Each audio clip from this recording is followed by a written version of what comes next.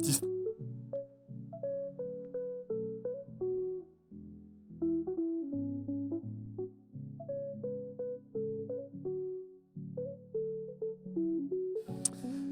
Théologos, bienvenue, théologien en herbe ou théologien de toujours, amoureux de la Bible et amoureux de Dieu, bienvenue à chacun d'entre vous, ceux qui sont en live, ceux qui prendront l'émission dans 1 mois, 6 mois, 1 an, et à ceux qui sont en présentiel ce soir. On peut donner une main d'applaudissement à chacun d'entre vous. Voilà, ce soir, un cours qui pourra peut-être recevoir un devoir, mais ce n'est pas forcé. Franchement, là, c'était plutôt un ajout. Vous savez qu'on travaille avec l'école biblique EBL d'Antibes et il y a eu un cours sur l'Apocalypse. Et j'ai quelques élèves qui m'ont dit, mais sur la chronologie, on aurait aimé peut-être travailler. Alors voilà, c'est un petit ajout sur la chronologie de l'Apocalypse. On ne va pas tout voir dans l'Apocalypse, mais c'est vraiment Apocalypse chronologie, c'est-à-dire voir pas un point de vue, parce que souvent on est habitué, j'attends là les anciens, les briscards là, qui m'attendent avec la chronologie dont on est habitué. Mais ce soir, on ne va pas parler, dans les 2 ou 3 soirs que nous allons avoir cours, nous n'allons pas parler forcément de ce qu'on connaît par cœur, mais de à peu près les grands points de vue. Par exemple, il y a 4 points de vue de théologiens. On va dire, il y a des théologiens qui ont réfléchi et tout le monde n'a pas le même point de vue sur l'Apocalypse. Et c'est là où je veux vous amener. Travailler aussi, et c'est ça qui est intéressant, à voir ce que le voisin, qu'est-ce qu'il pense de l'Apocalypse. Il y a des choses sur lesquelles on sera toujours d'accord. Il n'y a sous le ciel aucun autre nom par lequel nous pouvons être sauvés, c'est le nom de Jésus. Voilà, là on est d'accord, exactement. L'Apocalypse, on va voir que c'est pas toujours si simple. Et dans ces 2-3 cours, voilà, on va amener la vision globale des théologiens, on va dire mondiaux, et depuis 2000 ans qu'on réfléchit sur ce point de vue de l'Apocalypse. Qu'est-ce qu'on peut penser, qu'est-ce qu'on peut travailler? C'est souvent un petit peu un sac de nœuds. Hein. Des fois, l'Apocalypse, on se dit « Ah là là, est-ce que c'est chronologique? Est-ce que c'est pas chronologique? Est-ce que ça a existé? Est-ce que ça va exister? De quoi ça parle? Ça me fait peur, l'Apocalypse. » Il y a ces grandes questions-là. Eh bien, on va essayer de réfléchir là-dessus. Donc, vraiment sur les chronologies de l'Apocalypse et ce qui va avec. Ça va? S'il y a des questions, comme je le répète assez souvent, des questions très courtes, précises, parce qu'on est en live et on est enregistré. Allez, on commence. Je vous montre le sommaire qui apparaît derrière moi. Donc, premièrement, on verra les prérequis pour faire une bonne analyse. On part en études universitaires ce soir. C'est-à-dire, on va voir les angles différents, les visions différentes, et pas celle qui nous plaît ou celle qui nous appartient, pour pouvoir défendre mieux notre point de vue peut-être. Vous avez un point de vue, j'espère que ce cours vous aidera ou à le défendre ou à se dire « Ah, il est peut-être bancal ». On va voir ça ensemble. Deuxièmement, on parlera du retour de Jésus. Parce que ce qui unit l'Église dans son ensemble depuis 2000 ans, c'est que l'Apocalypse parle du retour de Jésus. Ça fait partie de la chronologie et on va voir comment. Troisième point, nous verrons les 4 grands points de vue sur l'Apocalypse, sur la chronologie de l'Apocalypse. Donc, il y a des gens qui pensent que l'Apocalypse, c'est les prétéristes, par exemple, en fin de cours, on le verra ce soir, les faits sont déjà passés. Pour une grande partie, ils pensent que ça a été à l'époque romaine. D'autres, les futuristes, comme souvent les évangéliques pentecôtistes, pensent que c'est à venir. Voilà, donc on va voir un peu les points de vue. Ça va? Je ne vous perds pas trop. L'analyse du millénium, parce que c'est croustillant, parce que ça fait partie de un petit peu notre héritage. Qu'est-ce qu'on va voir? On va voir qu'il y a différents évangéliques dans le monde. Il y a des gens qui pensent que le millénium est à venir. Les évangéliques pentecôtistes souvent, les baptistes par exemple, ils sont amillénaristes. Ils pensent qu'il n'y a pas de millénium et en gros que l'Église est dans un état, oui je sais, ça va vous faire bondir quelquefois. C'est ça aussi la réflexion, j'allais dire, le débat, on a le droit de débattre et les idées, il faut voir tous les points de vue et puis on verra d'autres points de vue encore sur le millénium. Le jugement dernier, les noces, Israël, la question complexe, le rôle d'Israël dans l'Apocalypse, on le voit aussi, est-ce qu'on peut le voir dans l'avenir, est-ce qu'on peut le voir que dans le passé? C'est une question qu'on se posera. La Nouvelle Jérusalem, terrestre ou céleste? Pendant mes études, par exemple, je me suis aperçu qu'il y avait des personnes évangéliques qui pensaient que la Jérusalem, la nouvelle Jérusalem, la Jérusalem céleste, elle serait rebâtie sur notre terre. Et j'avais jamais entendu ce point de vue. Moi, je pensais qu'on partait directement dans le ciel, dans une nouvelle ville. Eh bien, il y a des points de vue différents. Et on va le voir ça ensemble. Je vous donnerai peut-être mon point de vue, mes doutes et ma façon de penser. Et puis, l'enlèvement de l'Église, aussi, est un point qui nous parle, alors que ce n'est pas dans l'Apocalypse, forcément, mais c'est un point, si on a le temps, que nous verrons ensemble. Ça va? On accroche la ceinture. Dis à ton voisin, comme disaient les Canadiens, accroche ta tuque parce que ça va y aller. Accroche ton bonnet, accroche ta ceinture. Nous y allons. D'ailleurs, bonjour aux Canadiens qui nous regardent. Je sais qu'on est suivi quelquefois par nos amis, nos cousins. Alors, prérequis de l'Apocalypse, prérequis pour étudier l'Apocalypse. Comment nous allons nous y prendre, d'accord? Je ne vais pas, sur certains cours de l'Apocalypse, on vous dit, voilà, le Seigneur Jésus redescend, il redescend, la pensée pentecôtiste, c'est il redescend sur les nuées, donc il y a une demi-venue, il vient prendre son Église, l'Église va faire les noces de l'agneau, et puis après l'Église redescend avec Jésus, c'est la deuxième redescente, enfin voilà, on se perd des fois un petit peu, ça c'est souvent le point de vue pentecôtiste. Ce que je vais vous dire, c'est que nous n'allons pas choisir de point de vue. Nous allons analyser les choses et nous allons voir les différents points de vue. Après, ce sera à vous de choisir. Donc, nous allons voir, premièrement, le but de l'Apocalypse. Pourquoi l'Apocalypse a été écrite? Pourquoi Dieu a voulu que le livre de la Bible finisse par l'Apocalypse? Parce que c'est la volonté de Dieu. En exégèse, on le voit ensemble, on l'a vu en herméneutique, la Bible, elle est 100% écrite par des hommes, 100% divine, inspirée par Dieu. Amen.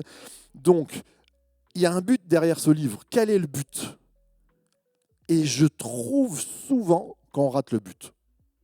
Les chrétiens, alors les évangéliques pentecôtistes, on est royal à dire oh, il y a une lune rousse qui arrive, on a trouvé une vache rousse en Israël, et puis on a pris les pierres, et qu'est-ce qui va se passer? On rebâtit le temple, on rebâtit pas le temple, la marque de la bête, les puces, tout ça, on construit tout ça, mais on rate totalement le but de l'Apocalypse. Et on va voir ensemble le but de l'Apocalypse. Tu disais le but de l'Apocalypse, j'ai entendu, ma chère Valérie, annoncer la fin des temps. Ça en fait partie, mais pas que. On va voir ça ensemble. Le deuxième point, c'est que quand on analyse, et c'est là où je vous amène, j'aimerais que nous puissions être honnêtes, c'est qu'on puisse enlever nos lunettes exégétiques. Qu'est-ce que c'est? Enlever les lunettes exégétiques, c'est qu'on a tous un regard sur l'Apocalypse. Peut-être qu'il y a des nouveaux, par exemple, ce soir, qui vont nous dire oh, « Moi, j'ai des lunettes de la peur. » On me dit Apocalypse, oh, je frissonne déjà, ça me fait peur, j'ose pas le lire, j'ose pas ouvrir. Il y en a d'autres qui vont me dire « Ah, moi, j'ai un plan, je sais comment ça va se passer. » La grande tribulation, les choses comme ça. On va laisser ce qu'on sait et on va travailler ensemble à voir ce qu'on peut lire et rechercher. Donc on laisse ce qu'on sait un petit peu, nos lunettes déjà, les a priori, on va dire, et puis on va être prudent. Il faut de la prudence. J'ai encore des livres, je ne les ai pas ramenés, mais à chaque fois que je parle de l'Apocalypse, souvent je les ramène. Peut-être dans le deuxième cours, je les ramènerai. J'ai des bouquins qui ont été écrits où un monsieur avait donné une date, je crois que c'était en 2014 ou en 2015. Il avait dit, le Seigneur, il a écrit 2 livres, formidables, il le savait. Il y en a d'autres en 2012. Et moi, le jour où il l'avait dit, j'ai bu mon café sur la terrasse. Je me suis dit, Seigneur, si tu reviens, c'est chouette. J'attends encore. Mais voilà, donc le gars qui a écrit ça, c'est un peu compliqué. Donc soyons prudents. Soyons prudents et sympathiques aussi, et bienveillants. Ce n'est pas parce que Pascal va penser différemment de moi qu'on doit se chamailler. On s'aime, même si on a des points de vue différents. Et c'est très important. Allez, on y va, parce que c'est l'amour qui compte. Hein. Vous savez, la parole de Dieu, 1 Corinthiens 13, les prophéties seront abolies. C'est Paul qui dit ça. Les prophéties seront abolies. Mais l'amour de Dieu, là, ça ne sera pas aboli. Et on peut prophétiser, mais si on n'est qu'un rein qui cymbale, qu'une cymbale qui résonne, c'était joli ça, on ne sert à rien. Le croyant, ce n'est pas un théologien qui connaît l'Apocalypse par cœur. Le croyant en Jésus, c'est quelqu'un qui sait donner son amour. Amen. Alors, on y va. Premièrement, le prérequis, le but. Il nous est écrit, et on va aller dans le sens de Valérie, Apocalypse 1 au chapitre 1, on commence, Apocalypse chapitre 1, verset 1, révélation de Jésus-Christ que Dieu lui a donnée pour montrer à ses serviteurs les choses qui doivent arriver bientôt et qu'il a fait connaître par l'envoi de son ange à son serviteur Jean.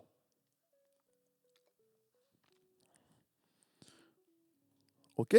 Donc, ça commence, c'est marqué, on le dit, le but premier, c'est de parler des choses qui doivent arriver bientôt.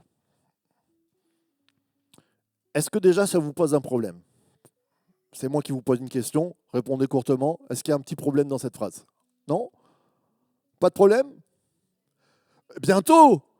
Ben, bientôt, ça a été écrit en l'an 70 de notre ère. On est en 2023. Donc, 26. Jésus, je remonte le temps. 2023. Et voilà, j'ai raté quelques années. J'ai été endormi. C'est ça, cryogénisé. Mais bientôt, ça n'a pas de limite. Oui, c'est vrai que bientôt, ça n'a pas de limite pour Dieu, mais pour les gens qui écrivent, et on le verra ensemble, ceux qui lisaient à l'époque, bientôt, pour eux, en l'an 50, c'était le bientôt. Et ceux qui sont arrivés en l'an 130, ils se sont dit, oulala, Rome, ça va mal, c'est bientôt. Ceux qui arrivaient en 999, il y a un grand bouleversement en l'an 1000, tout le monde croyait que c'était fini.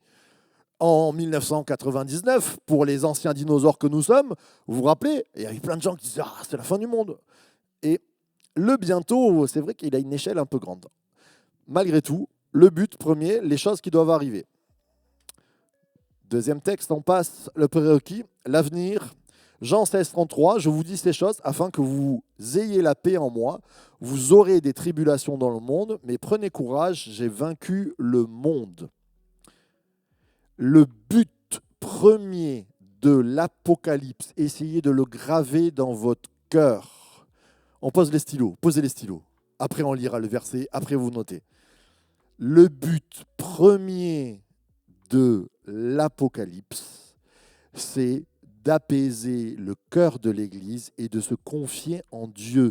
Je vous écris ces choses, je vous les ai dit, afin que vous ayez la paix en moi. C'est-à-dire que l'Apocalypse, ça ne fait pas peur ? Non, du tout, c'est le contraire. C'est pour nous donner courage, quoi qu'il arrive, l'Église restera en vie. C'est ça le but de l'Apocalypse. C'est quoi qu'il arrive, il peut tomber un astre sur la terre, il peut revenir des dragons, c'est pas ça, mais il peut venir des guerres, des choses extraordinaires. Dieu protège l'Église. Le but de l'Apocalypse, c'est Dieu protège l'Église quoi qu'il arrive. Dieu protège l'Église quoi qu'il arrive. Ok ? C'est ça le but de l'Apocalypse. Vous pouvez noter Jean 16, 33 si vous voulez.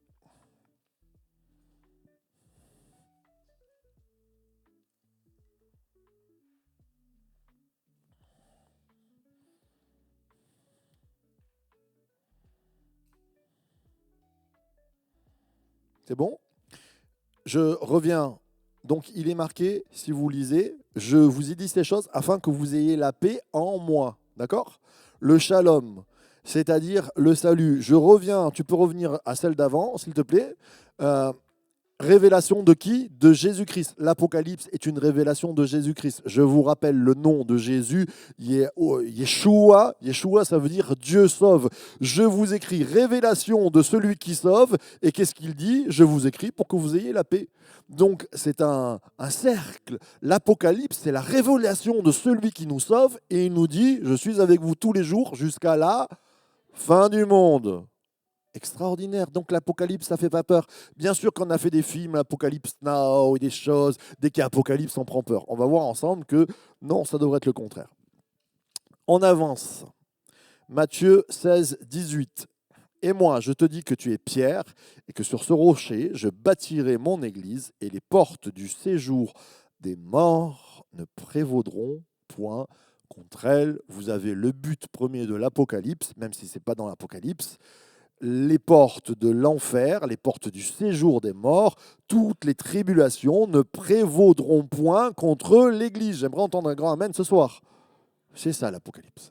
Donc, on va voir une chronologie. On va voir plusieurs chronologies. On va essayer de travailler comment ça va se passer, comment peut-être on peut voir le Seigneur, est-ce qu'il revient. Mais ce qu'on sait, c'est que quoi qu'il arrive, l'Église reste debout. Amen. C'est bon, allez, on avance. Prérequis, les lunettes. 1 Corinthiens 13, 9 nous dit « Car nous connaissons en partie et nous prophétisons en partie. » C'est Paul qui le dit. Et bien malin, il y a des gens, quand j'ai fait mes études de théologie, déjà il y avait des gens qui écrivaient des dates, ils disaient entre 2012 et 2013, c'est sûr le Seigneur revient. Ok. Il n'est pas revenu. Et il y en a eu des annonces comme ça, avec des calculs et des choses comme ça. Je crois qu'on peut connaître la vision globale de l'Apocalypse, mais même si on est très intelligent, nous connaissons en partie.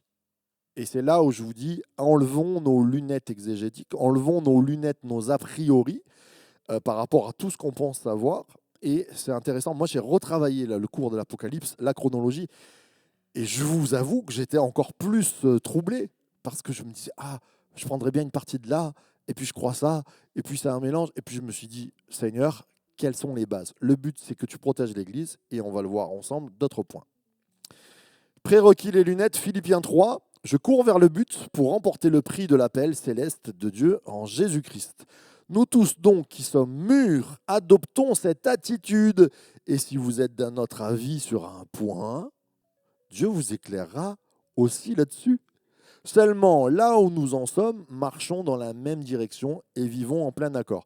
Ça, c'est pas la peine de le noter. C'est juste pour vous dire, Paul est en train de dire, ils sont en train de parler de la fin des temps, et puis il dit, bon, ben, on pense comme ça, et puis il y en a d'autres qui pensent comme ça.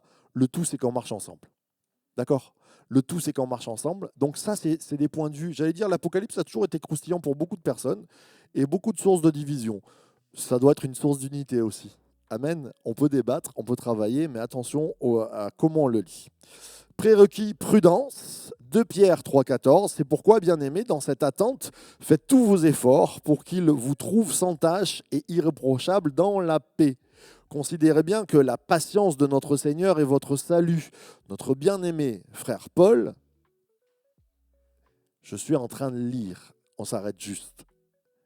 C'est Pierre qui va parler de Paul et de Paul qui parle sur la fin des temps.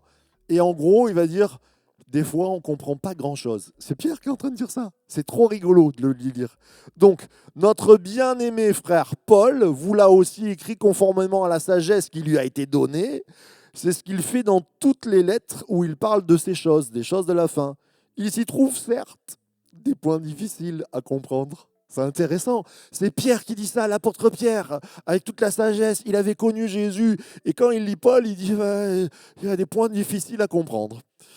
Et les personnes ignorantes et mal affermies en tordent le sens, comme elles le font des autres écritures pour leur propre ruine. Voilà. Là où il faut être prudent, qu'on ne finisse pas à dire Dieu, il arrive à cet instant T. Je vous dis, en préparant, et on verra, mais l'Antichrist et la marque de la bête, moi, depuis que je suis petit, elle a changé de visage et de façon de faire, mais des dizaines de fois. Dans les années 80, moi, j'entendais les pasteurs qui disaient Mikhail Gorbatchev, il a la marque il avait une tache de naissance sur le front, et il disait voilà, c'est la Russie, c'est ce qui est parlé dans Daniel aussi, et il a la marque de la bête sur le front, c'est la bête. Ben, Mikhail Gorbatchev, c'était pas la bête. Et c'est ce que, en fait, Pierre va dire, des fois, on va chercher des mystères qui ne nous regardent pas forcément, et on va dire des bêtises. Attention, parce que ça peut être déjà ridicule, et puis on peut exprimer certaines choses. Et on va le voir ensemble. Mon point de vue, je donne mon point de vue là-dessus, c'est que je pense que l'Antichrist, souvent, on va parler de l'Antichrist, on oublie que c'est satanique. Donc, l'Antichrist, par priorité, c'est Satan. Même si il peut, mais la première personne qui est antichrist, ça veut dire quoi? C'est Christ, au contraire. C'est celui qui veut faire le contraire de Christ. C'est celui qui est en opposition. Opposition, c'est Satan. Et la pensée de Satan, elle s'est retrouvée dans des antichrists. Et bien sûr que quand on regardera Hitler, par exemple, qui a fait la Shoah, je pense que les chrétiens de cette époque-là, ils se sont dit c'est l'antichrist. Si on revenait à cette époque-là, on se dit mais c'est l'antichrist. Alors certains me disent oui, mais il n'y avait pas Israël encore. Oui, oui, je suis d'accord. Mais à cette époque-là, on ne pensait pas forcément Israël et ils se sont tous dit c'est l'antichrist. 6 millions de juifs tués. Voilà. C'était pas l'antichrist, mais il y avait une marque sur lui. La marque de l'antichrist premier, c'est la marque satanique. Satan est l'antichrist first, premier. Et après, il se manifeste dans des humains ou dans des systèmes humains. Et on verra ça ensemble. Je vous ai pas perdu, ça va? Tout le monde est là? Alors, prérequis, prudence. Alors, à tenir ensemble, ce qu'on va... Non, pardon, je reviens. Il faut éviter. Il faut éviter la lecture ultra littérale, c'est-à-dire de se dire ah bah il y a un dragon, et ben voilà, il va y avoir un dragon qui va sortir du feu. C'est super, on attend le dragon. Peut-être pas. Euh, la lecture 100% symbolique, tout devient symbolique. Et non, il n'y a pas que du symbolique. Les 7 églises, elles ont existé. Vous savez, dans l'Apocalypse, il y a les 7 églises. L'église d'Éphèse, elle a existé.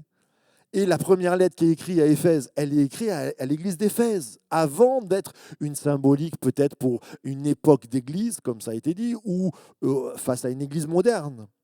Elle a existé. Les correspondances versées, derniers événements géopolitiques. Alors, Elon Musk, le faux prophète. Et puis Donald Trump avec sa mèche blonde, où il peut être. Et puis...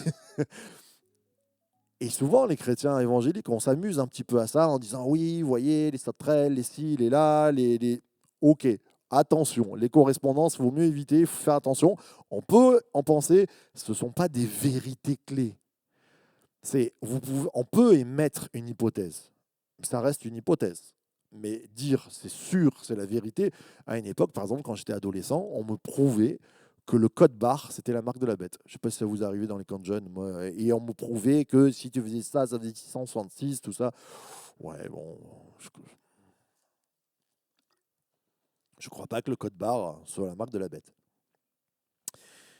Et plaquer son système sur le texte, c'est ce que je disais, les lunettes. Pensée pentecôtiste, alors on va lire l'Apocalypse pentecôtiste. Vous êtes baptiste, on va lire selon ce qu'on a été prêt. On essaie de ne pas de plaquer de système. Plutôt, à tenir ensemble, le livre est prophétique et eschatologique, ça c'est sûr. C'est-à-dire que dès qu'il est écrit, il est prophétique. Il annonce des choses à venir, des choses qui développent. On va parler de Jésus, il y a des belles choses. Et puis, oui, ça va parler, même pour les premiers chrétiens, même s'ils pensaient que c'était dans 50 ans et ils ont vu des choses arriver, c'était déjà eschatologique, ça parlait de l'avenir.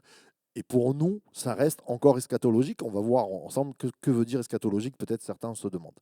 Il est aussi apocalyptique, langage d'image, symbole, vision, il y a des choses, des symboliques, comme je parlais du dragon et toutes ces choses-là.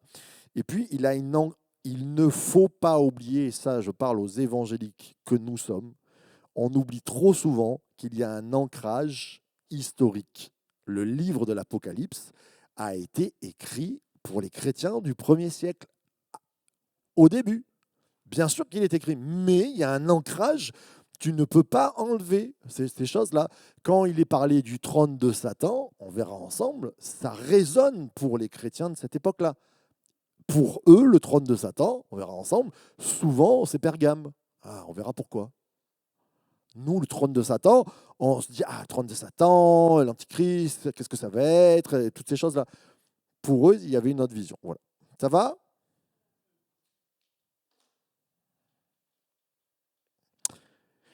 Je termine par ce verset, Matthieu 26, 24, 36. Pour ce qui est du jour et de l'heure, personne ne le sait, ni les anges des cieux, ni le Fils, Jésus lui-même, mais le Père seul. Il y a des malins qui disent ben, on peut savoir la semaine ou le mois. C'est- c'est- je trouve ça audacieux. Euh, je crois, et je vous parle de but, c'est toujours le but. La théologie doit nous amener au but. Le but, c'est le salut de Dieu, c'est Jésus qui sauve l'Église, c'est Jésus qui nous aime, c'est Jésus qui revient. Si on passe à côté de ça et qu'on se fait peur et qu'on commence à faire des Madame Soleil, à prédire avec une sorte de boule de cristal biblique qu'est-ce qui va se passer, je pense qu'on sort du but de ce que l'Apocalypse veut dire. Mais ce n'est pas pour autant qu'on peut tenter des hypothèses. Ça peut être croustillant. Ne perdez pas votre vie là-dessus. Des questions avant qu'on passe au point, qu'on rentre dedans? Oui?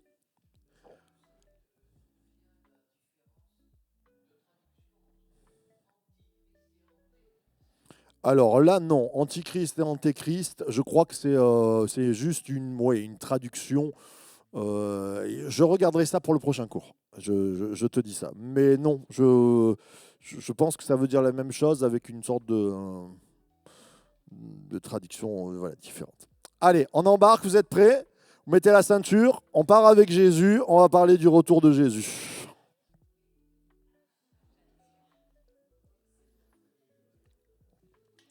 Pour ceux qui ne l'ont pas vu, c'est la voiture de retour vers le futur au cas où s'il y avait...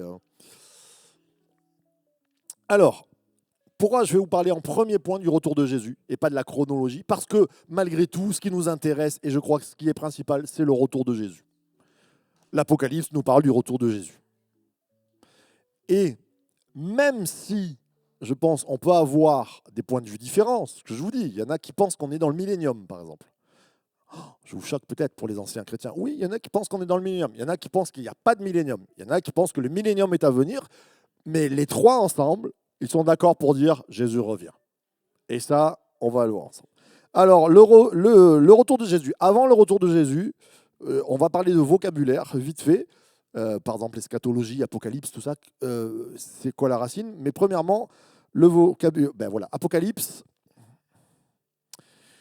vient de apocalypsis, révélation, dévoilement, ce qui est rendu visible. Apocalypse ne veut pas dire film d'horreur, frayeur, monstrueux. Non, ça veut dire révélation. D'ailleurs, en anglais, Book of Revelation. Waouh, quel accent. Euh, voilà, tout simplement. Donc, Apocalypse, vous savez, voilà, maintenant vous savez, ça veut dire révélation. Ça fait moins peur quand même. Je trouve qu'en anglais, c'est bien le livre de la révélation. Nous, on a mis Apocalypse. Tin, tin, tin, tin. Apocalypse 1, eh bien, en fait, ça c'est intéressant. Les Anglais, ils ont fait comme les Juifs. Vous savez, les Juifs, pour la Torah, ils prennent le premier mot du livre et ils en font le nom du livre. Eh bien là, le livre Apocalypse, ben c'est ça, c'est révélation. Le premier mot que vous avez dans l'Apocalypse, c'est Apocalypsis, révélation. D'accord? Premier verset, révélation de Jésus-Christ que Dieu lui a donné pour montrer à ses serviteurs les choses qui doivent arriver bientôt. C'est bon pour ça? Besoin de noter encore? Non, ça va? Oui?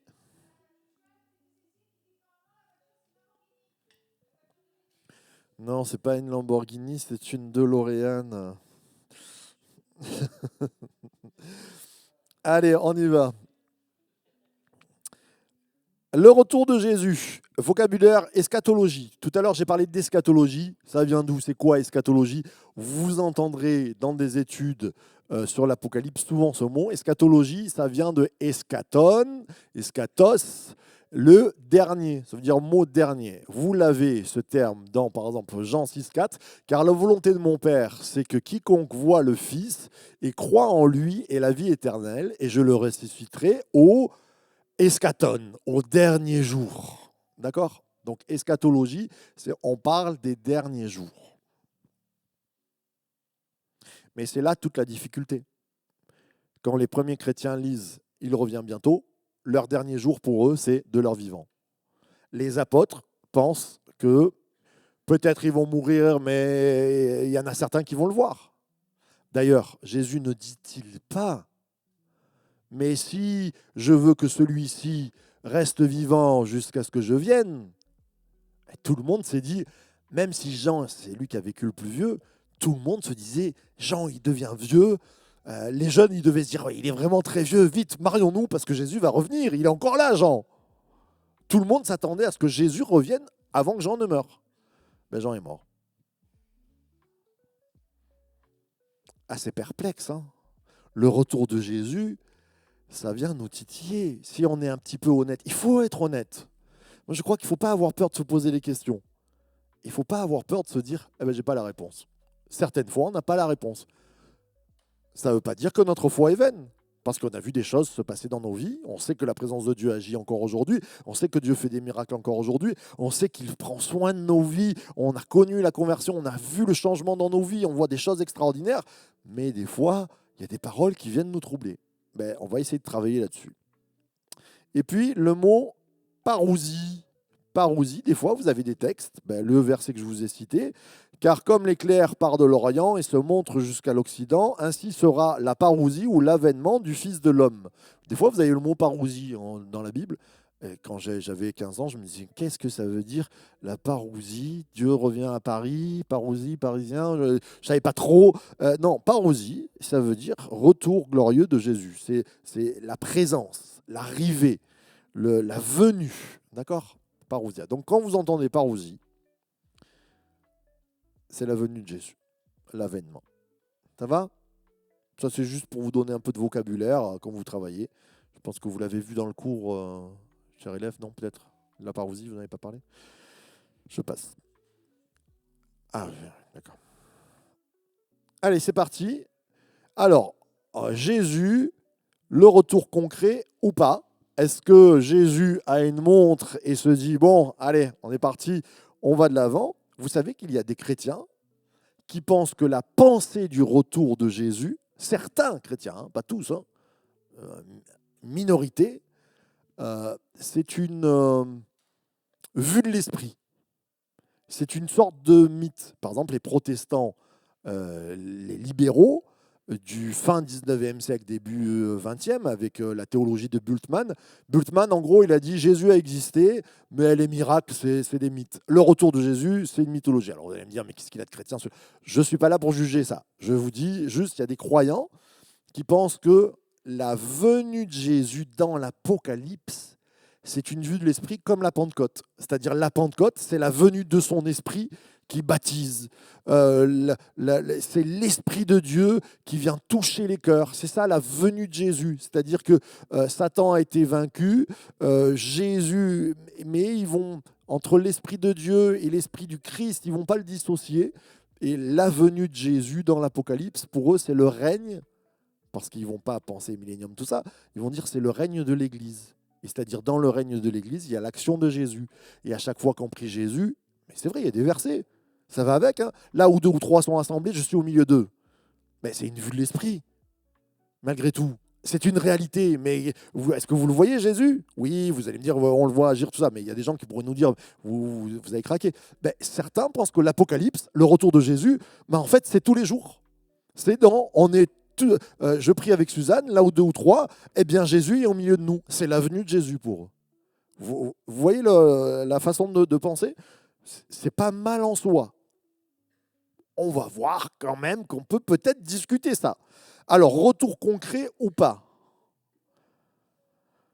Il y a des versets un peu quand même. Voyons.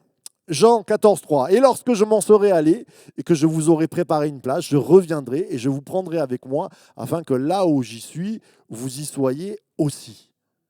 Pourtant, Jésus va dire, je suis avec vous tous les jours jusqu'à la fin du monde. Mais là, on a une autre précision. Jésus, il dit, je m'en vais, mais je reviens. Donc, il y a une idée physique quand même. Il y a une idée concrète. Il vient nous chercher.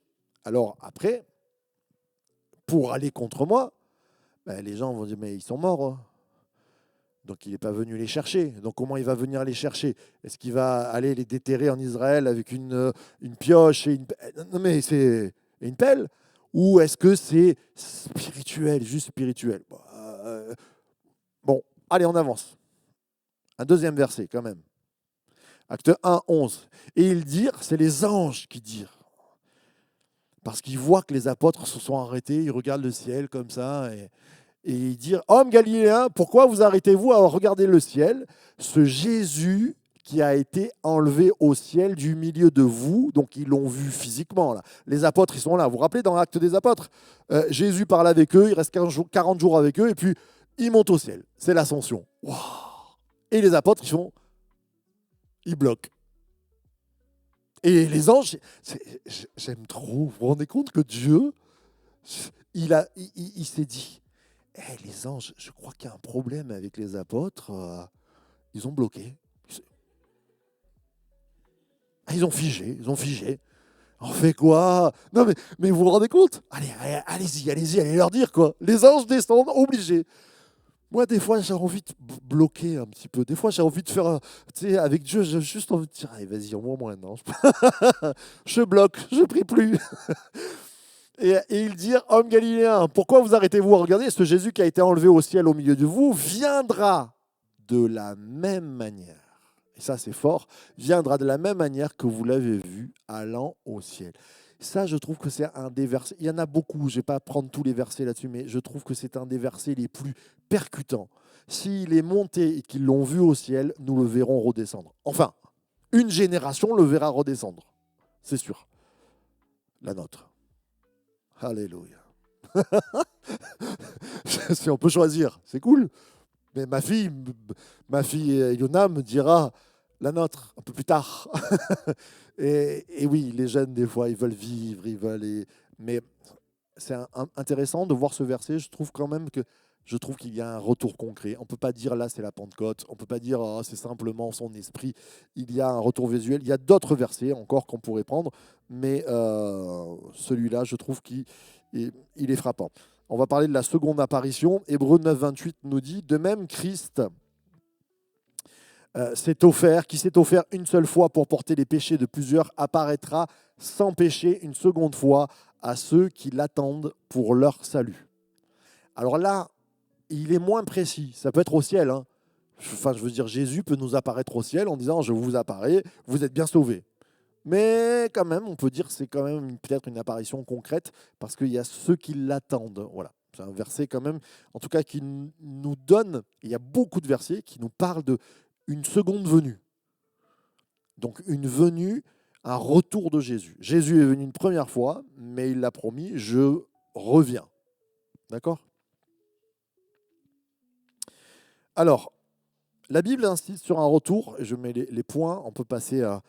Donc un retour personnel, le Seigneur lui-même, 1 Thessaloniciens 4,16, le Seigneur lui-même, à un moment donné, un retour corporel et réel, ce Jésus, on l'a vu dans Acte 1, que vous avez vu descendre, monter, il redescendra, c'est personnel.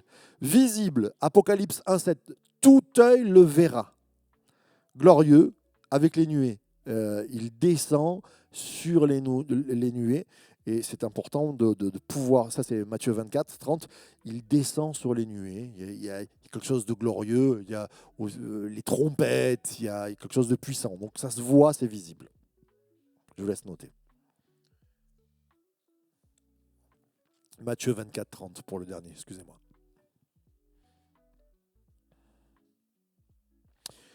Sur ce retour, y a-t-il des questions ? Ça va? Toutouille? C'est bon, vous avez pu noter? Oui, question rapide? Non, une question rapide. Alors ça, on verra ça après. Tu arrives en retard, je pense. J'ai donné la thématique. On verra ça sur l'enlèvement de l'Église. Ça, c'est le dernier point qu'on verra, mais pas ce soir, dans l'autre cours. Merci pour la question.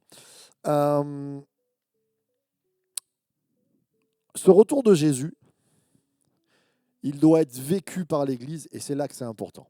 Et je pense que c'est important de toujours en parler comme une ardente passion, une attente ardente.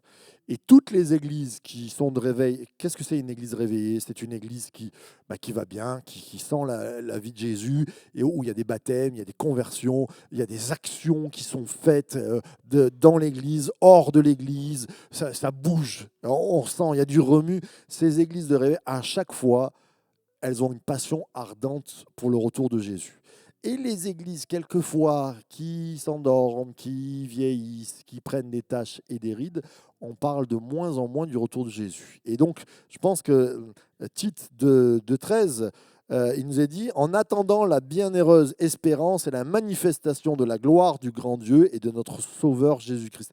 En attendant la bienheureuse espérance. Est-ce que c'est toujours une attente bienheureuse de l'espoir que Jésus revient? Et ça, dans nos cœurs. Alors, je lisais des commentaires. Je lisais un commentaire là, sur le Nouveau Testament, un gros, gros bouquin.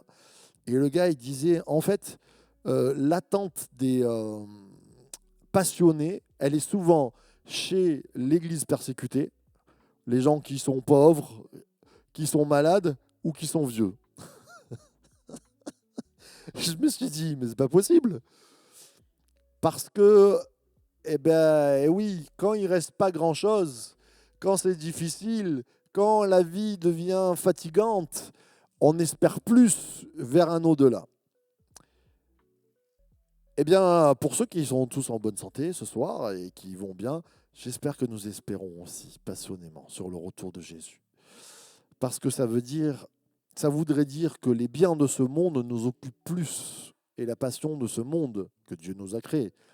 Je crois qu'on doit être passionné de Jésus. Je vous encourage à relire l'histoire de Jésus. Je vous encourage même à... je trouve qu'elle elle est bien, cette petite série, grande série, pardon, de Chosen. Je trouve que pour ceux qui ont perdu peut-être la flamme du retour de Jésus, ça peut être bien, parce que je trouve que le personnage est très attachant par sa sympathie, non pas en lui-même corporellement, mais parce qu'il développe du regard de Dieu. Donc, si vous n'attendez plus Jésus, priez, parce que je pense que le Saint-Esprit vous remettra ce feu. C'est un petit problème. On continue. On va parler du retour à n'importe quel moment, parce qu'il y a deux écoles. Enfin, il y a deux sortes de versets. Il y a des versets précis, il vient là, il vient là, il vient là, il vient là, et d'autres versets qui nous font penser qu'il revient, tchic, on ne s'y attend pas. Donc Matthieu 24, 42, veillez donc, puisque vous ne savez pas quel jour votre Seigneur viendra. D'ailleurs, il est parlé comme un voleur. Ça, c'est intéressant, ce point de vue de on ne s'y attend pas. Pourquoi Jésus nous dit ça?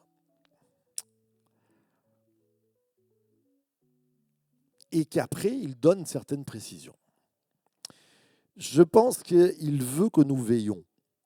C'est comme un papa et une maman qui dit, bon, on te laisse la maison, tu fais pas n'importe quoi, tu fais pas la fête à inviter tous les amis du quartier et que vous cassez tout dans la maison.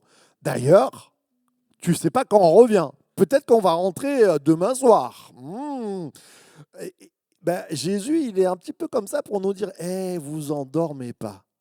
Ne faites pas trop la fête à oublier que je reviens bientôt. Et ce je reviens bientôt, c'est vrai qu'il est intemporel. Il ne nous a pas dit une année, mais il nous a dit je reviens bientôt. Quand? Ça fait longtemps. Mais veillons donc, puisque nous ne savons ni le jour ni l'heure. Je crois qu'il y a un côté veille qu'il nous faut. Et je le dis vraiment, si on n'a pas ce côté-là, moi, en refaisant je prêche pour ma personne. Hein. En refaisant cette étude, je me suis dit, tu as au moins décalé d'1 an le retour de Jésus. Pourquoi je vous dis ça? J'ai décalé au moins d'1 an le retour de Jésus. Parce qu'avec toute une équipe, dont Enzo, on se regarde et on travaille sur des plans et qu'on attend et l'architecte il traîne et on est là et on est en train de se dire waouh, l'église qui va grandir, les salles, le clocher, le truc, les cils, est là, tout ça. Jésus revient au moins dans 1 an, s'il te plaît, qu'on fasse l'inauguration.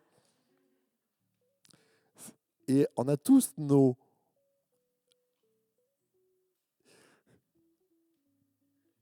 illusions. Jésus, reviens quand tu veux, mais reviens vite. Nous avons soif de toi. Ce monde de misère, ce monde de souffrance. Dans la semaine, je faisais des visites. J'étais avec quelqu'un qui avait été abusé. Je me disais, Seigneur, C'est terrible.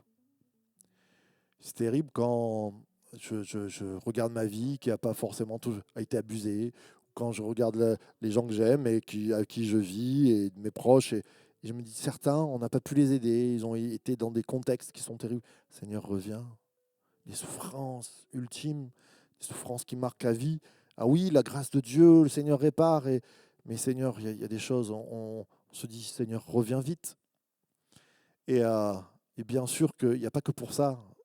Il y a aussi parce qu'on aime Jésus et parce que Jésus, il est cher à nos cœurs.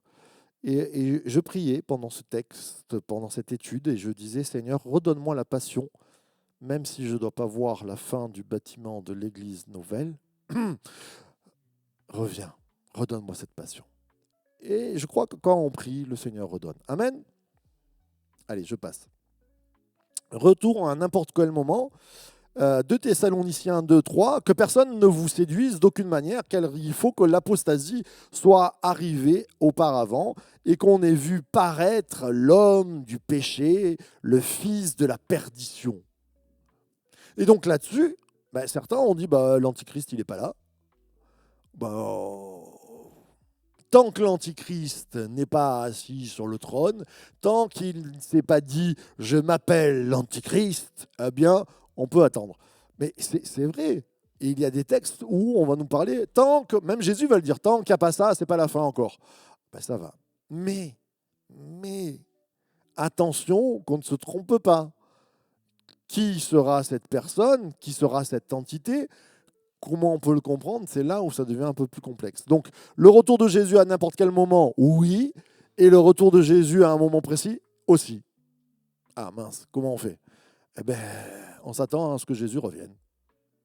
C'est ma meilleure solution. Ça va là-dessus? Vous êtes toujours là avec moi? Alors, on va lire ensemble. On va travailler sur les signes. Après, on fera une petite pause dans... Non, on va faire la petite pause. Je sens que vous commencez à rentrer en veille. Après, on attaque Matthieu 24 et on voit tous les signes que Jésus déjà va nous prédire un petit peu. Tous les signes. Dans une partie, pour voir. On a, allez, 4 minutes de pause. Vous pouvez boire et revenir rapidement. À tout de suite.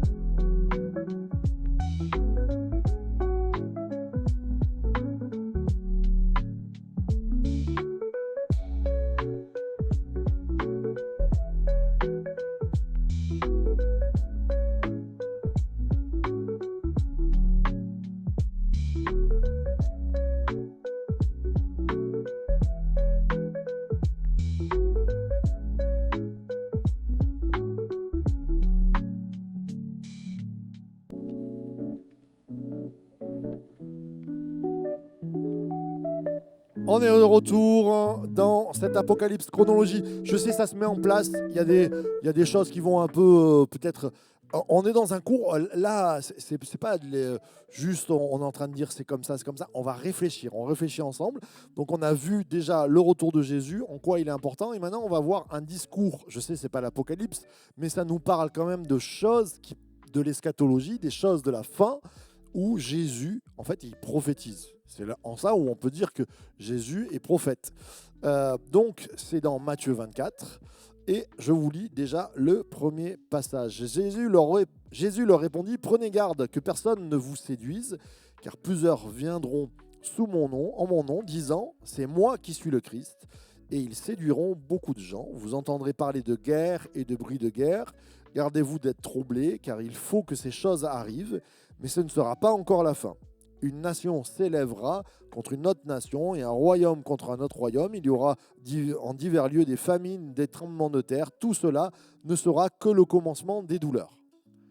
Donc, là, déjà, on s'arrête et on se dit, c'est pas encore la fin. Est-ce qu'on a déjà vu ces choses ? Je pense quand même qu'on en a vu pas mal. Il y a une sorte de séduction faux prophète. On va parler des faux prophètes tout à l'heure. Qu'est-ce que c'est en gros ? Des faux prophètes dans l'histoire, il y en a eu. Il y a eu les hérésies chrétiennes, il y a eu certaines choses, et puis il y a des religions entières qui sont venues remplacer le christianisme tout en s'appuyant sur une sorte d'amalgame et toutes ces choses-là. Donc oui, il y a des personnes qui se sont présentées comme le Christ. Encore aujourd'hui, il y a des personnes qui se présentent comme le Messie. Ils séduiront beaucoup de gens. Gardez-vous d'être troublés. Mon pasteur maître de stage, Jean-Luc Zolesio, me faisait remarquer que entendre alors c'est... Oui, vous entendrez parler de guerre et de bruit de guerre. Et vous entendrez parler de guerre et de bruit de guerre. Alors, entendre parler de guerre, c'est une chose, mais de bruit de guerre, c'est un peu étrange. Enfin, je sais pas, peut-être qu'à l'époque, les bardes disaient voilà, nous étions là sur le champ de bataille et les épées faisaient clink, clink, clink. Enfin, je pense pas, quoi. Et je pense que depuis 1900 et quelques, on entend des bruits de guerre. C'est-à-dire que même à la radio, on peut entendre des bombardements. Et aujourd'hui, à la télé, depuis le XXe siècle, nous avons quand même des médias qui nous parlent de guerre et nous font entendre les bruits de guerre. Ça, mais c'est pas la fin, c'est le début. Mais on peut se dire, on a peut-être passé quelques étapes là. Les nations qui se lèvent les unes contre les autres, ça de tout temps à jamais. Hein. Enfin, vous prenez à l'époque de Jésus, ça se levait déjà. Donc ça marche pas trop. Des famines et des tremblements de terre. C'est intéressant de voir qu'aujourd'hui, comme jamais, il y a un accroissement de tremblements de terre, de famines. C'est le commencement des douleurs. Peut-être que nous sommes dans une génération de commencement de douleurs. Il y a des famines extrêmes. Il y a des pays, par exemple, il y a des mers, là je ne l'ai plus, peut-être vous le savez, il y a une mer qui a disparu parce qu'on a fait des barrages, des choses comme ça, et il y a une mer entière qui a disparu quand même, enfin un lac. C'est assez terrible. Et il y a des villes et des villes entières qui sont détruites où il y a la famine. Oui, il y a des choses qui s'accroissent. Je crois que j'avais vu mais là, je n'ai pas travaillé là-dessus, mais pour la multiplication de tremblements de terre, on est dans une période où les séismes et les inondations, toutes ces choses-là, les catastrophes naturelles, ça a été augmenté, je crois, dans le XXe siècle à 60%. C'est pas rien. Donc, ces choses-là, on peut les voir. Les autres signes du retour de Jésus, Matthieu 24, 14, cette bonne nouvelle du royaume sera prêchée dans le monde entier pour servir de témoignage à toutes les nations. Alors viendra la fin. Alors là, on y est. Alors viendra la fin. Toutes les choses, quand la bonne nouvelle sera prêchée dans le monde entier, mais en fait, au 1er siècle, ils se disaient, parce qu'ils ne connaissaient pas aussi les îles et l'Amérique, ils disaient on a évangélisé tout le monde. Tout le monde a entendu parler. Et au 19e, en gros, ils se disaient on a évangélisé quand même à peu près toutes les terres qui sont connues. Aujourd'hui, on avait le cap 2023 où il devait y avoir à peu près tous les pays et les langues qui étaient traduites. Je suis allé revoir et là, on est en train de dire oui, mais il y a des dialectes. Oui. Quel est le signe? Je ne peux pas vous dire. Parce qu'en 2023, je pensais que Jésus revenait. Parce que là, alors viendra la fin. Cette bonne nouvelle du royaume sera prêchée dans le monde entier pour servir de témoignage à toutes les nations. Alors viendra la fin. Ah, la fin de quoi? Là, ce que Jésus dit, c'est quand même un peu la fin du monde. C'est vraiment la fin, je reviens, ou la fin de quelque chose d'assez marquant.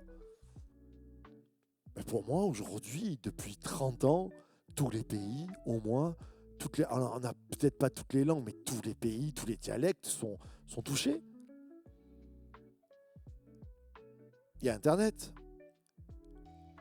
Ce qu'on peut juste dire, c'est qu'il y a une multiplication, comme jamais aujourd'hui, des traductions de la Bible. C'est-à-dire qu'on se rapproche quand même d'une fin, puisque comme jamais, et puis là, maintenant, on ne peut plus dire, tiens, il y a une terre qu'on n'a pas trouvée. On n'a pas trouvé l'Amérique, on n'a pas trouvé les îles. Là, on a tout trouvé, à moins qu'on trouve des Martiens. Mais ce n'est pas marqué des Martiens. Hein. Les Martiens, ils ne sont pas là-dedans. Hein. Mais toute la terre est découverte et toutes les tribus peuvent entendre parler de Jésus.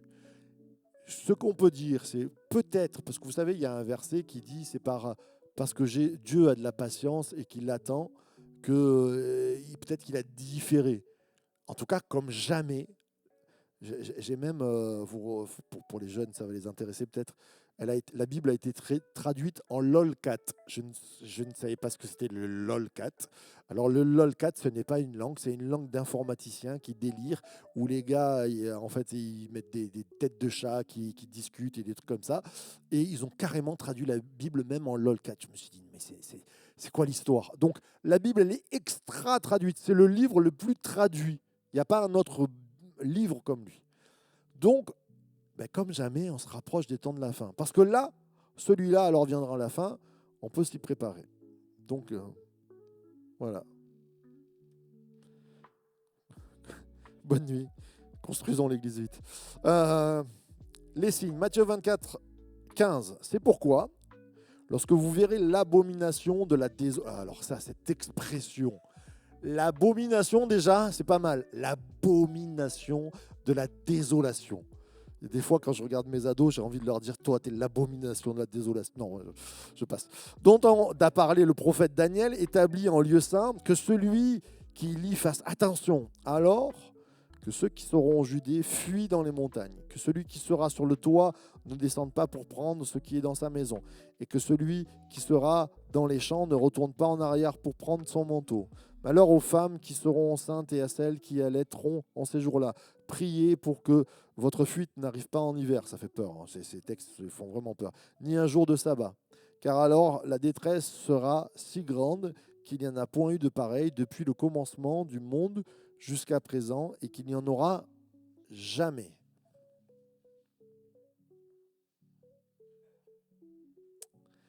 Laissez-moi vous dire que c'est peut-être le texte le plus complexe de Jésus pour moi. À cette époque-là, ils lisent ça. En l'an 71, ils relisent, ils se disent « Ah ouais, on est passé là ». L'an 70, qu'est-ce qui s'est passé? Destruction de Jérusalem. Les Romains rentrent, et qu'est-ce qu'ils font? L'abomination de la désolation, ils rentrent dans le temple, ils brisent tout. Tu peux passer à l'autre. Et vous avez, si vous allez un jour à Rome, en plein Rome, vous avez l'arc de Titus. Et sur l'arc de Titus, vous avez cette fresque qui est représentative, où vous voyez des soldats romains. Que portent-ils? Le chandelier à 7 branches. Chandelier à 7 branches, là, tu vois, hop là, regarde au milieu, là, Tu vois, ils ont un gros chandelier, les soldats, en plein milieu. Tu vois, ils ont un gros truc avec des... Ça, c'est le chandelier. Cette branche, ça veut dire c'est ce qui éclairait le sanctuaire, si tu veux, de Dieu. Donc ça veut dire que les Romains, ils sont rentrés, ils ont fait carnage, abomination de la désolation. Le temple a été pillé, souillé, détruit. Plus rien. Et qu'est-ce qui s'est passé en l'an 70? Mais ils ont détruit pas que le temple, les populations, toutes ces choses-là. Les gens, quand ils ont vu ça, ils ont dit, bah, c'est la fin des temps, ça y est. Jésus l'a dit, il revient bientôt, 70, terminé. On verra la vision prétériste, les prétéristes disent, ben, vous voyez, ça s'est passé.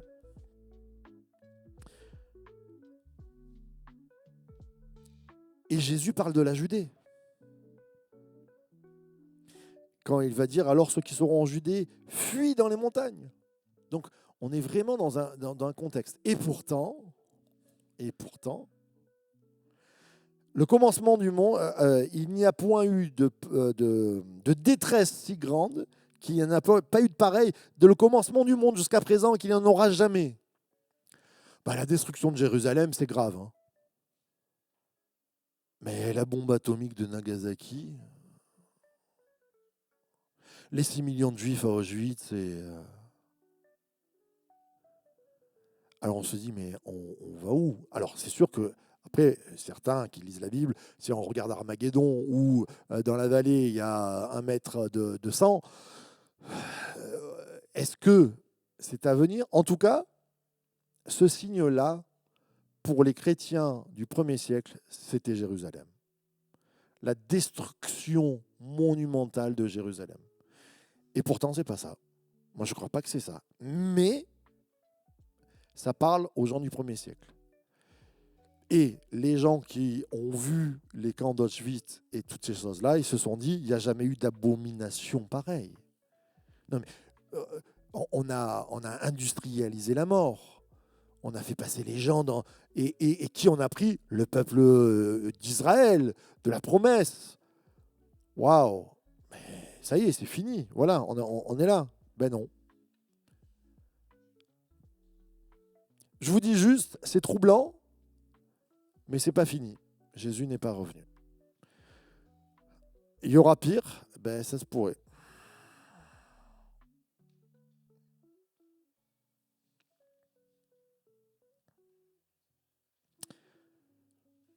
Et quand il nous est dit l'abomination, prenez donc c'est pourquoi lorsque l'abomination de la désolation dont parlait le prophète établi en lieu saint, quand ils ont vu les Romains, ce qui est très intéressant, hein, parce que il est cité. Tu peux revenir donc en arrière, s'il te plaît. Vous êtes toujours là? Vous êtes avec moi? Donc les premiers versets. Vous verrez l'abomination de la désolation dont a parlé le prophète Daniel établi en lieu saint. Mais quand Daniel y parle, même avant Jésus, pour eux, ce que Daniel a dit, ça s'est déjà passé avant Jésus. Parce que les Grecs sont rentrés déjà dans le lieu saint. Et qu'est-ce qu'ils ont fait? Ils ont lâché des porcs. L'abomination de la désolation. Antiochus, je ne sais plus, Épiphane. Mais ils ont fait avant que Jésus naisse déjà. Pour eux, la parole de Daniel, pour les Juifs, ça s'était passé. Les Grecs avaient fait n'importe quoi. Ils avaient fait rentrer des porcs, l'animal impur par excellence, dans... Et là, Jésus, il dit non, non, non, non, non, non, non. Ce que Daniel a annoncé, eh ben, ils se disent, ben voilà, les Romains, ils sont rentrés, ils ont détruit le temple, c'est ça. Et à chaque génération, nous avons notre abomination de la désolation. Et je passe juste à, voilà, les chrétiens du 1er siècle, 64-68, Néron. Néron qui dit, on va faire des fêtes. Oh, on n'a pas assez de lumière. Ben, les chrétiens, ils nous embêtent un peu. Prenez les chrétiens, vous mettez du goudron, vous le mettez sur du poteau, on allume une allumette, ça sera notre lampadaire. C'est ça, hein, Néron. C'est horrible. 4 ans de tribulation. Donc quand ils lisent la grande tribulation, les gens du 1er siècle, ils se disent Néron, mais Néron c'est l'antichrist, c'est l'empereur. Il se positionne contre les chrétiens. Alors les juifs c'était une chose, mais nous les chrétiens, oh là là, on nous brûle, on nous donne au lion, tout est écrit. Ben c'est lui. Ben non, Jésus n'est pas revenu. Il y a eu certains papes qui ont fait n'importe quoi et où ça a été une catastrophe, où ils se sont dit, regardez, le mélange du religieux, il est assis dans l'église, dans le lieu saint, mais voilà, il y a des massacres à cause de cet homme-là. C'est lui, c'est l'Antichrist. Et puis certains, même si on aime bien Napoléon en France parce qu'on est français, mais certains ont vu avec Napoléon, par exemple, un empire se créer derrière. Quand on lit la bête qui est remontée, ils se sont dit, ben c'est lui, c'est l'Antichrist. Il est monté sur quoi? Sur un cheval blanc. Des signes apocalyptiques. Mais oui, regardez la peinture. Vous voyez Napoléon, un cheval blanc. Et le gars, il massacre tout le monde. Personne ne l'arrête. Ben, c'est lui l'Antichrist. Non. Hitler. Notre génération, Elon Musk, maître du... Elon Musk. Je ne dis pas que c'est lui. Je dis Elon Musk, il fait apparaître des signes astrales. Astro? Astral. Astro? Astro, hein, on est d'accord. Des signes dans les étoiles. Un jour, je roule avec Ambre, Ambre crie dans la voiture. Je dis, mais regarde. Et je vois, je ne sais pas combien, 7 ou 8 étoiles comme ça, alignées dans le ciel. Je dis, mais c'est quoi ça? Je dis, c'est la fin du monde. Non, non, c'est Elon Musk qui pose des satellites et vous avez dans le ciel 7 étoiles qui sont alignées comme ça. Il fait des signes dans le ciel. Il maîtrise le monde. Trump est passé grâce à lui. Il a la richesse. Et il fait des saluts. Il salue la foule bizarrement. Est-ce que c'est l'Antichrist? Non, si les gens se sont trompés sur Hitler, je ne vais pas m'amuser. C'est là où je disais, attention à la prudence. Et puis, je vous ai mis un dernier. C'est l'IA, l'intelligence artificielle. Là, un robot qui nous prend Internet. Je vous en ai déjà parlé. Hein. Moi, des fois aussi, je parle dans du croustillant. Ça m'arrive. Des fois, je perds un peu l'esprit. WW en hébreu, vav, c'est 666. Oh, Internet, l'IA derrière, tout ça. On peut s'enflammer. Je ne vais pas vous dire que c'est la marque de la bête. Il lui a été donné le pouvoir d'animer des images. Et ces images, elles nous suivent jusque dans les WC, à notre réveil. Et comme je dis souvent, avant, on avait un écran de 19, comme ça, les ordinateurs, Internet. Tu ne pouvais pas aller au WC avec ton écran de 19 qui est en cathodique, comme ça. Aujourd'hui, ton téléphone, il te montre des images animées tout le temps. Et aujourd'hui, on a payé, on s'est fait avaler la carte bancaire au distributeur. Ben, on a le téléphone, Internet. On peut acheter et vendre avec Internet. Hop là, j'arrête. Je tombe dans le croustillant là où je ne veux pas tomber. Mais, mes frères et sœurs, et là je vous donne un petit peu mon point de vue. Que certains diront, c'est pas ça, c'est pas grave. Comme je disais, l'Antichrist, la pensée de l'Antichrist, elle est satanique forcément. Et elle s'incarne, je dis bien elle s'incarne, comme Jésus a été incarné par l'Esprit de Dieu, Satan singe ce que Dieu fait. Et il s'incarne dans des entités humaines ou des regroupements humains. Moi, je pense que Hitler était un antichrist. Ce n'est pas l'antichrist absolu. Pour moi, Satan est l'antichrist absolu. Mais c'est que plus les années passent, plus il y a, j'appelle ça les prophéties en accordéon, c'est-à-dire un cycle qui revient où on a des images de l'antichrist, des images de la marque de la bête, des images du 666 qui se développent et qui sont là parce que c'est la pensée satanique derrière. Et ça ressemble, ça a le même goût, mais Jésus ne revient pas. Alors, je ne comprends pas tout, mais ce que je peux dire, c'est que oui, il y a une pensée. Pardon pour Elon Musk, le pauvre, je lui ai mis cette étiquette-là, mais vous comprenez, on peut faire coller des choses parce que la Bible, et oui, on voit de la pensée de l'Antichrist. Qu'est-ce que ça sera? Est-ce que ça sera un regroupement? Est-ce que ça sera Internet? Est-ce que la marque... Je ne peux pas fabuler sur ces choses-là parce que les autres se sont trompés. Parce qu'on pensait que Néron l'était. Okay, donc, donner des précisions en disant « Ah, c'est ça », c'est là où on peut se tromper. Ça va? Je continue avec les signes de Matthieu. Faux Christ, faux prophète. Si quelqu'un vous dit « Alors, le Christ est ici où il est là, ne le croyez pas, car il s'élèvera des faux Christ, on l'a vu tout à l'heure, des faux prophètes, et ils feront de grands prodiges et des miracles au point de séduire, s'il était possible, même les élus. Qu'est-ce qu'un faux prophète? Ça, allez, je passe là-dessus. Les signes, Matthieu 24, 15, aussi, voilà. Aussitôt après ces jours de détresse, le soleil s'obscurcira, la lune ne donnera plus la lumière, les étoiles tomberont du ciel et les puissances des cieux seront ébranlées. Certains disent, ça, c'est spirituel. Peut-être pas. Peut-être que ça sera physique. Peut-être qu'on verra plus la lune à un moment donné. Je ne sais pas. C'est très apocalyptique, mais c'est ça. Je passe là-dessus. Ça, ce sont des signes qui seront là. Est-ce qu'il y a des questions là-dessus? Ça va? Cosetta, tu as mal à la tête. Non, ça va? Ça vous fait réfléchir? Bon.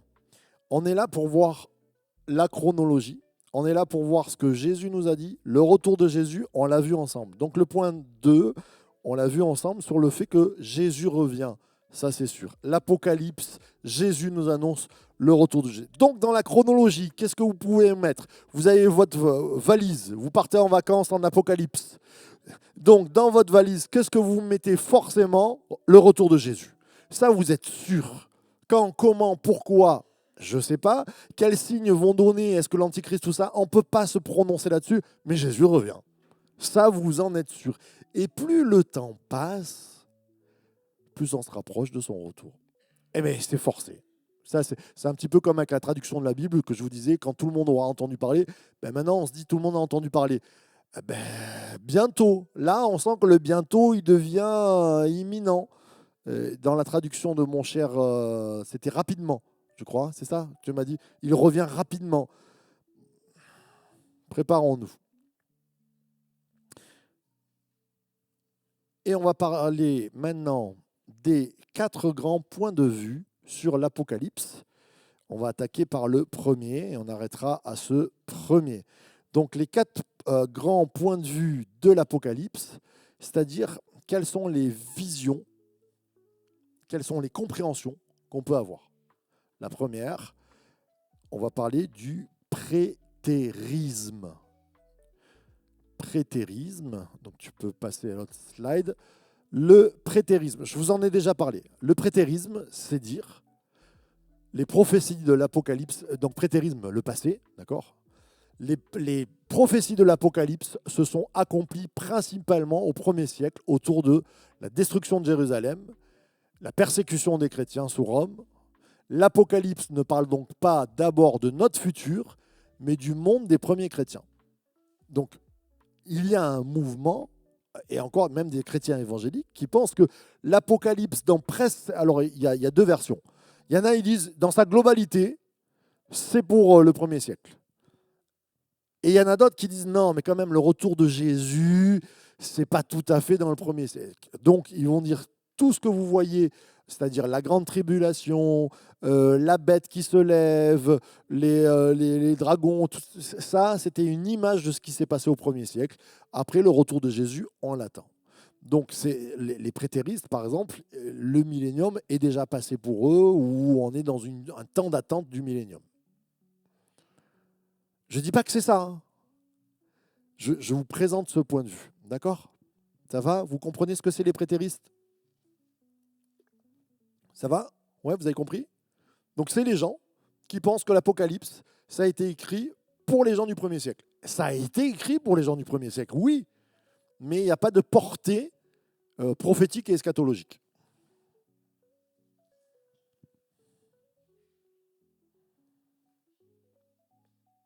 Alors, sur quoi il s'appuie? Parce qu'il faut quand même des points de vue. Eh bien, on passe à l'autre. Apocalypse 1, révélation de Jésus-Christ, on en a parlé tout à l'heure, que Dieu lui a donné pour montrer à ses serviteurs les choses qui doivent arriver bientôt. Donc eux se disent bientôt, c'était pour les gens du 1er siècle. Voilà, basta. Et puis le deuxième verset, Apocalypse 22, 10, à la fin, il nous est dit, le temps est proche. C'est la fin de l'Apocalypse. Le temps est... Mais quand vous lisez ça, mais c'est vrai qu'il y a une imminence. Et donc ils se disent, mais ça a été écrit pour eux. Nous, on est dans la période d'attente, mais tout ce qui s'est passé, c'était pour le premier siècle. Ça tient, ça peut tenir. Jésus va même dire, cette génération ne passera point que tout cela n'arrive. Oh, waouh, troublant, hein? Non, il faut être honnête avec la parole de Dieu. On ne peut pas faire toujours des pirouettes. Mais là, moi, je pense que Jésus, quand il parle de ça, il parle de l'an 70. Là, alors l'Apocalypse, on va voir que l'an 70, ça tiraille un peu.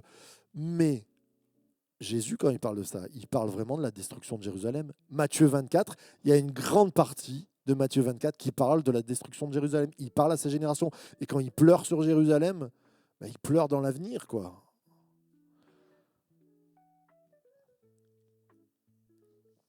Après, je vais rentrer dans la prophétie. Il m'est arrivé de recevoir des prophéties. C'est un exemple, hein. Je ne sais pas si ça vous est déjà arrivé. Et vous recevez une parole dans un moment où vous vous dites, la parole de Dieu a touché mon cœur, c'est pour ce moment précis. 10 ans après, vous vous dites, en fait, non, je m'étais trompé, ce n'était pas pour là, c'était pour 4-5 ans après, c'était pour 10 ans. Le Seigneur m'avait prévenu, moi j'ai cru que c'était là. Ça vous est déjà arrivé? Eh bien, je pense qu'il y a des redoublements prophétiques. Quelquefois, Dieu donne pour un moment, mais il donne aussi pour un après. Et je crois que dans Matthieu 24 et dans l'Apocalypse, il donne pour un moment, pour que l'Église qui passe par la tribulation de tout temps, à jamais et au premier siècle, soit fortifiée. Je vous ai dit, le but, c'est fortifier l'Église. Donc le premier siècle, ils se font brûler sur place. Ils se font manger par les lions. Bien sûr que l'Apocalypse, et ça leur donne le zèle. Jésus revient bientôt. C'est pour ce moment, mais c'est aussi pour un autre moment. C'est un moment qui dure. Ça va? Ça, c'est la vision prétériste. On continue un petit peu.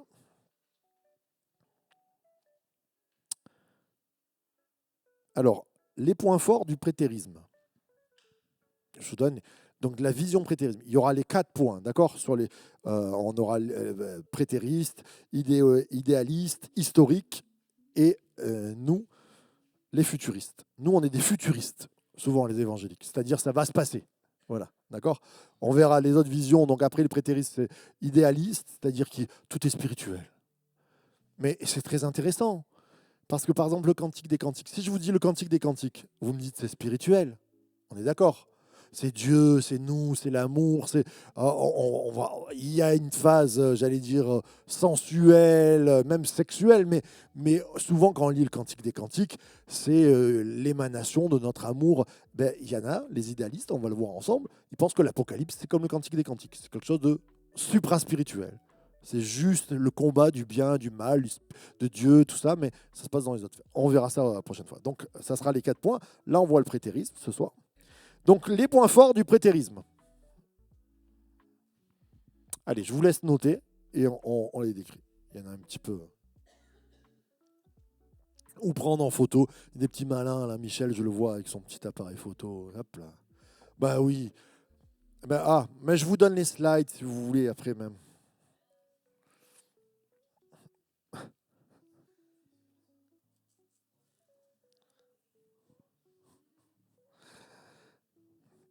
Si tu me payes un coup à boire à la Saint-Patrick.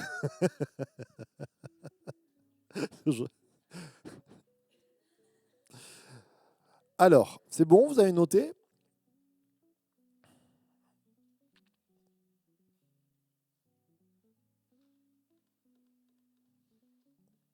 Donc là, on va analyser, pour ceux qui... on va voir la vision prétériste. Donc, c'est-à-dire, on revient, je ne veux pas vous embrouiller, il y a des gens qui pensent que presque tout a été accompli, l'Apocalypse, pour le premier siècle. Et là, donc, on va voir leur vision. On se met de leur côté et on se dit, ah, ça c'est peut-être intéressant.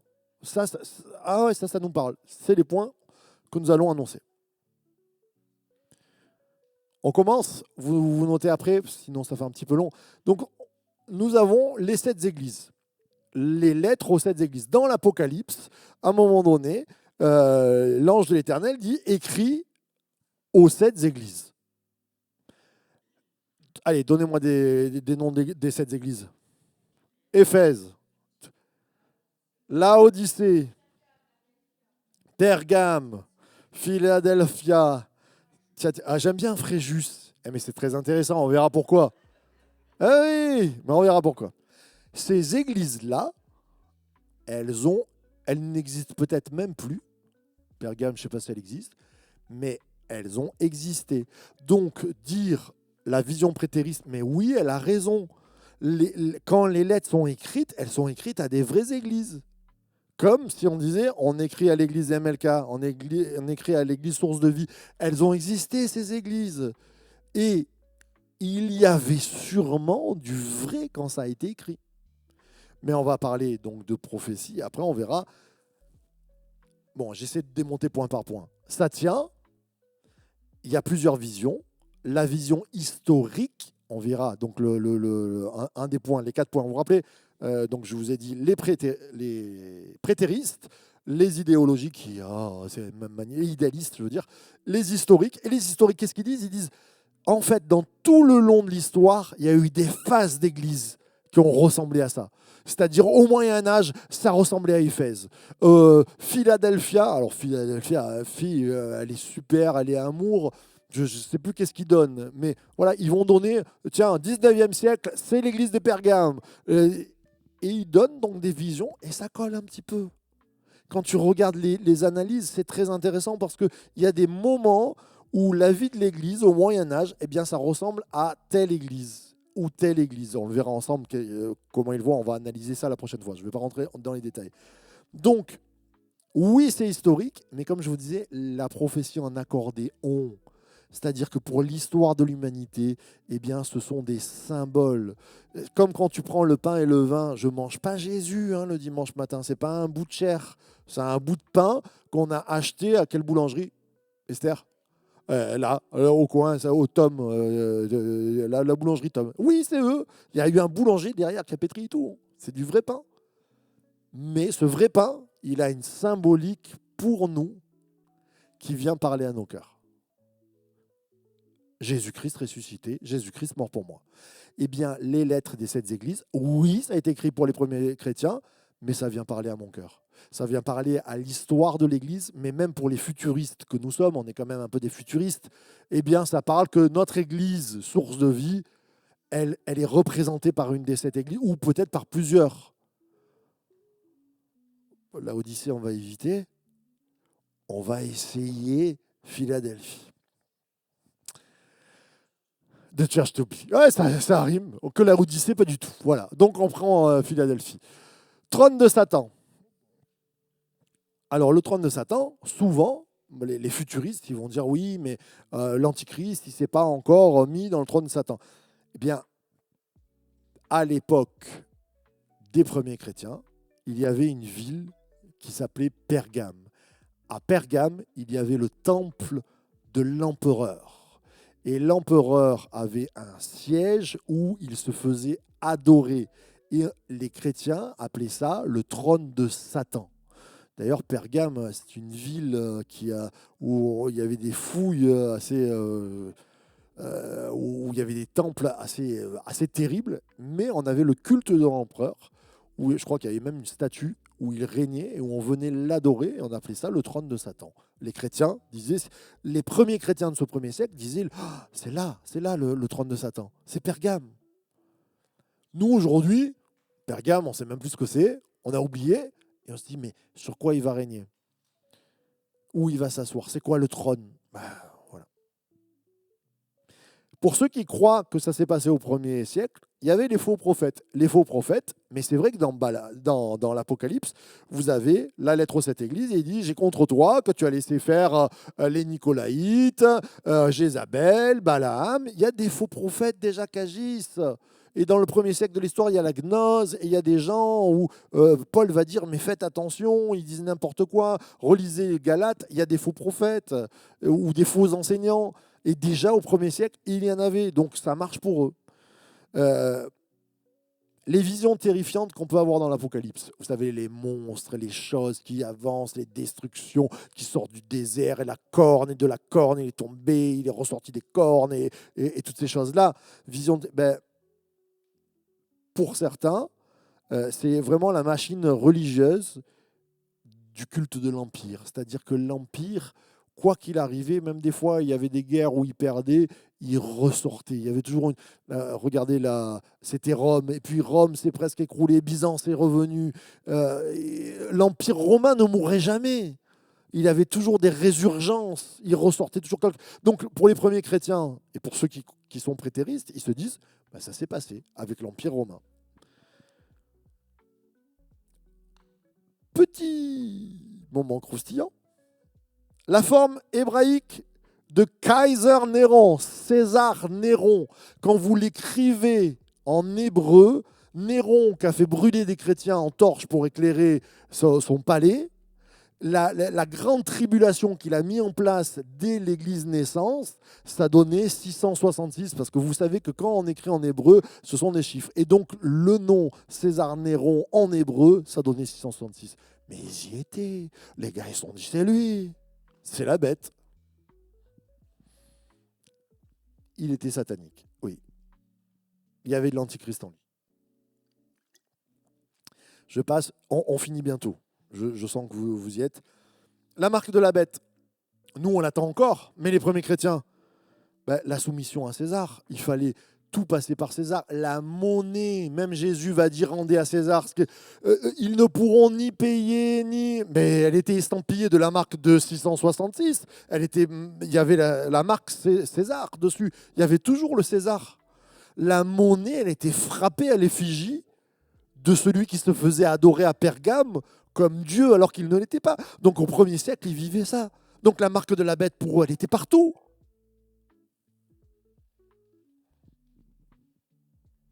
Mais Jésus n'est pas revenu.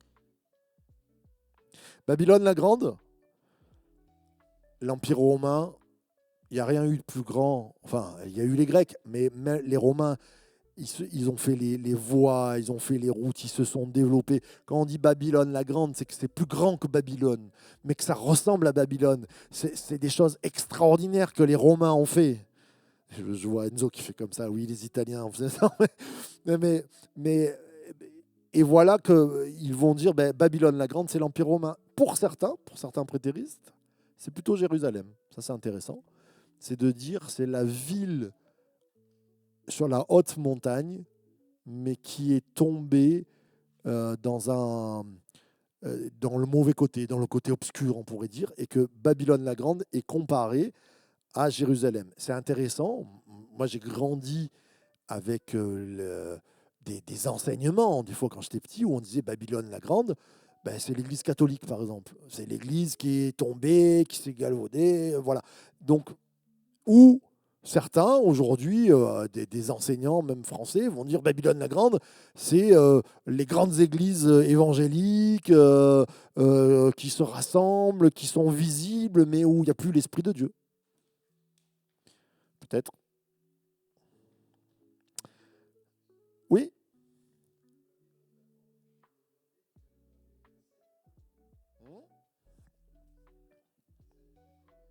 Cette colline. Ben déjà, on en a une, nous, on n'en peut plus. Non, je plaisante. Oui, et Rome. Ah, ça c'est intéressant. Alors là, Michel, merci, on peut applaudir Michel de cette information. Babylone la Grande avait 7 collines et Rome avait 7 collines. Intéressant.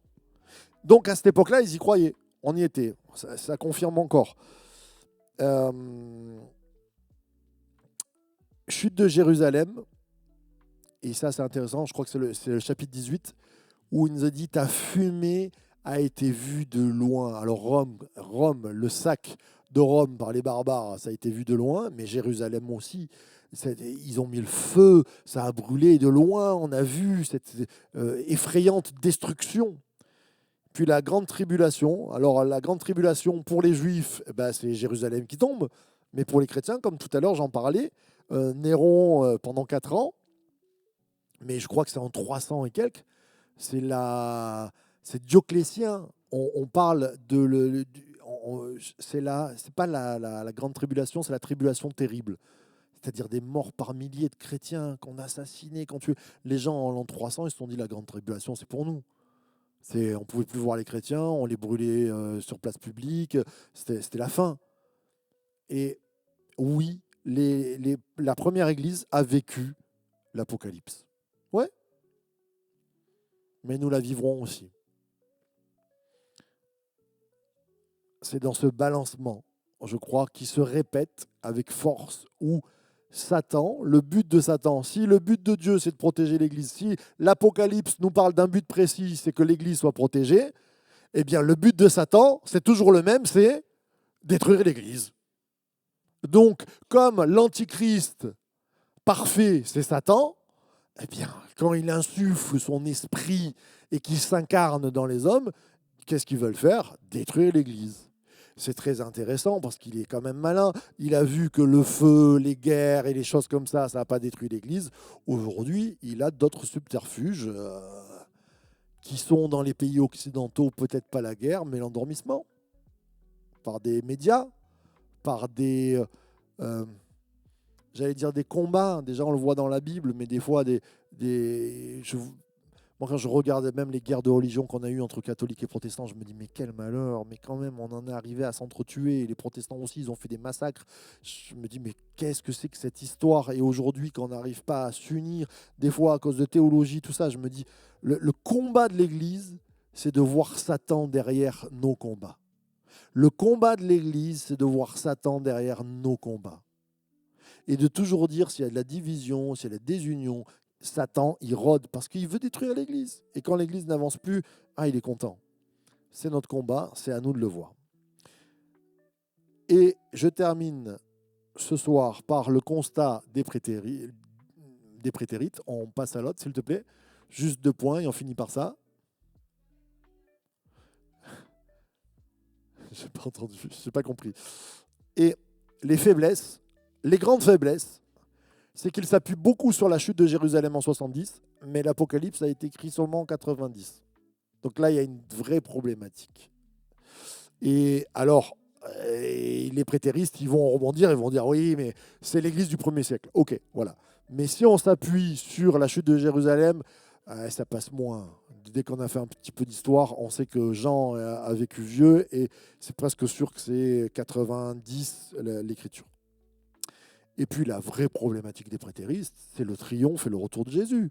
Enfin, quand même, l'Apocalypse nous parle de ça. Nous parle de Jésus qui revient en gloire, nous parle de Jésus qui revient. Et ça ne peut pas, et on l'a vu, être juste une vue de l'esprit ou quelque chose de métaphysique. Non, c'est concret. Donc le retour de Jésus n'ayant pas eu lieu, c'est pour ça qu'il y a des prétéristes, on les appelle les modérés, c'est qu'ils disent ça s'est passé au 1er siècle, mais il y a une partie qui ne s'est pas encore passée. Nous, on est des prétéristes modérés, on est des futuristes, mais on va dire il y a des choses qui se sont passées, mais c'est sûr Jésus n'est pas revenu. Ou alors on a raté le wagon quand même. On n'est pas bon du tout. Voilà.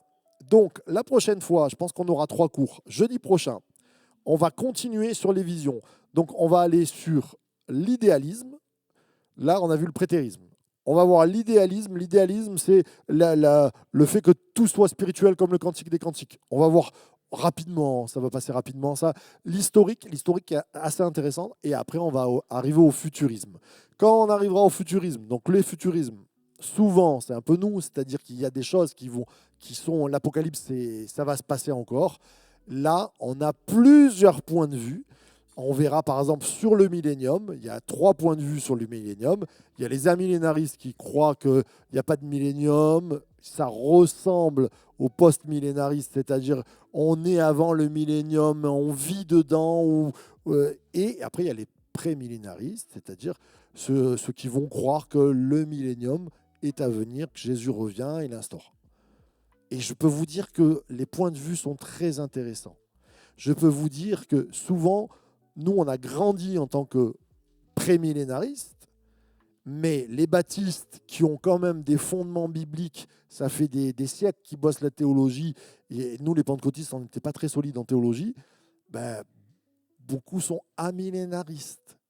Moi, quand j'ai appris ça, ça m'a fait... Je dis, c'est péché. Pas bien, je ne veux pas écouter. Mais c'est intéressant de voir l'amillénarisme parce que je trouve que l'amillénarisme donne une force au salut du Christ. Et on le verra ensemble. Donne une puissance Parce que si on n'est pas si on est dans le millénium, ou s'il n'y a pas de millénium, c'est que Satan a été lié, il y a un pouvoir à l'Église qui est donné. Et ça, c'est intéressant. Ça, c'est très, très, très, très, très, très intéressant. Mais le prémillénarisme va dire, ah non mais la chaîne, elle est longue, hein, s'il a été lié Satan, quand même, des fois, il nous mord bien les mollets. Et oui, on va le voir ensemble. Donc, on va se régaler encore. Merci pour le temps. Est-ce qu'il y a des questions avant de terminer sur le cours de ce soir? Allez, quelques petites questions quand même, non? Interrogation. Là, on termine le cours, donc on est en... C'est clair, ça va? Eh bien, je vous souhaite une bonne soirée. Merci de donner un coup de main pour ranger les tables et les chaises. Et puis, on se retrouve jeudi. Non, on range pas, puisqu'on se retrouve jeudi. Soyez bénis.